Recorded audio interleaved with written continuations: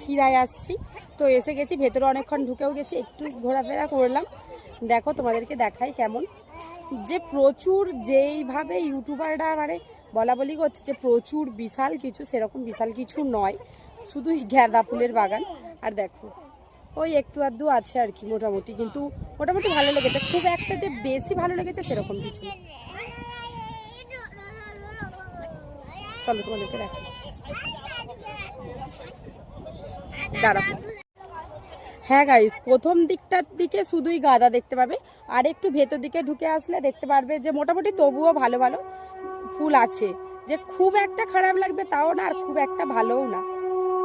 এই যে এই ফুলগুলো তো আমার ভালোই লাগছে, এই যে এই ফুলগুলো, আর আরও কী কী সব ফুল আছে আমি তোমাদের ব্যাক ক্যামেরায় দেখাচ্ছি, দাঁড়াও। এই যে এই ফুলগুলোর নাম জানি না কি ফুল, কিন্তু আমার তো ভালোই লাগছে, সুন্দর লাগছে। এই যে এই ফুলের যিনি মালিক আর কি, ওনার হাতটা একটু প্রবলেম আছে, এই যে কাজ করছে, এই যে ইনি এই বাগানের মালিক আর কি। এই যে এখান থেকে চারাও পাওয়া যাবে, আপনারা চাইলে এখান থেকে চারাও বিক্রি করছেন, ওই যে ওনারা কিনছেন।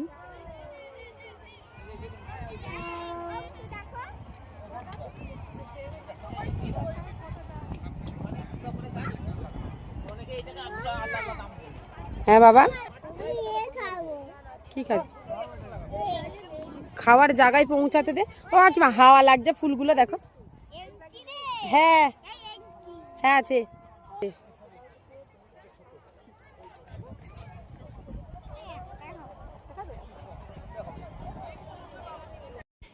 এখানে আরও কিছু লোকজনেরা বলা বলি করছে আর কি, যে এই বছর ফুল বা চারা কম আছে, অন্যান্য বছর নাকি বেশি ফুলও হয় বা চারাও লাগানো হয় আর কি। দেখো বন্ধুরা, ফুলেরও যা কালার, আমার ড্রেসটারও তাই একই কালার হয়ে গেছে।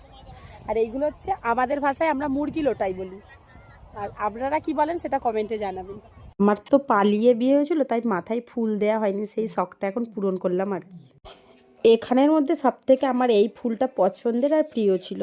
হ্যাঁ গাইস, যেটা বলছিলাম, যে এখানে এসে যেটা বুঝলাম, প্রচুর ভিআইপি কিছু না, আর প্রচুর যে ফুল গাছ সেটা ওরা মোটামুটি, তবে ভালো লাগার মতোই, মানে অল্প একটু সময় কাটানোর জন্য ঠিকই আছে।